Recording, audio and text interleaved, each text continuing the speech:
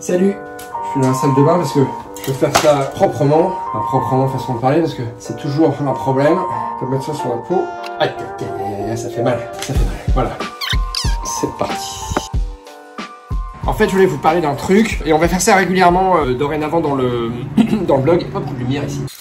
C'est la lecture de certains magazines américains, voilà, parce que les magazines américains, certains se trouvent en France, certains magazines américains pour lesquels j'ai moi-même travaillé, hein, j'étais pendant 5 ans le rédacteur en chef de Runner's World, et je voulais donc régulièrement vous faire part des trucs intéressants que je vois dans la presse américaine. Alors, est-ce que j'ai un Runner's World? Je crois que j'ai un Runner's World.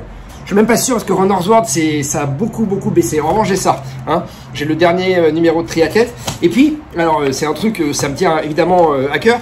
J'ai ça, hein. Thrasher. C'est quoi Thrasher? Thrasher, c'est un magazine de skate. C'est le magazine de skate de référence au monde. Et c'est très intéressant parce que je fais toujours un parallèle entre le skate et la course à pied, le skate, le surf, le snowboard, les sports de glisse, hein, disons, les sports de glisse originels, skate, surf, snowboard, et la course à pied. Et je suis évidemment pas le seul à le faire, c'est même pas moi qui ai inventé ce parallèle.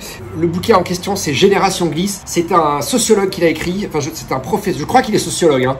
En tout cas, il s'appelle Alain Loret, Génération Glisse. C'est un bouquin qui date de 1995 et qui est toujours, à mon avis, d'actualité et qui compare très justement la course à pied, le running, disons, hein, avec ces sports de glisse et qui, du coup, intègre le running tel qu'on le pratique pour la plupart d'entre nous, c'est-à-dire de manière récréative, d'un point de vue amateur, avec ces sports de glisse que sont, encore une fois, à l'origine, le surf, le skate, le snowboard, le surf et le skate en premier, parce que c'est les deux sports qui ont été créés, enfin le surf a été créé avant le skate, ensuite il y a eu le skate, et puis ensuite le snowboard. Hein. Historiquement, c'est comme ça que ça s'est fait. Il y a eu d'abord le surf, après les surfeurs se sont dit, tiens, il n'y a pas de vague aujourd'hui, comment on pourrait surfer, pardon, le bitume, donc ils ont créé le skate, et puis après ils se sont dit tiens, on va appliquer ça, le même principe à la neige, et ils ont créé le snowboard. Historiquement c'est comme ça que ça s'est fait, hein. Et puis c'est pareil, la course à pied, bon, la course à pied ça remonte aux premiers humains, ou à ce qui ressemblait à des humains qui devaient tailler la route face aux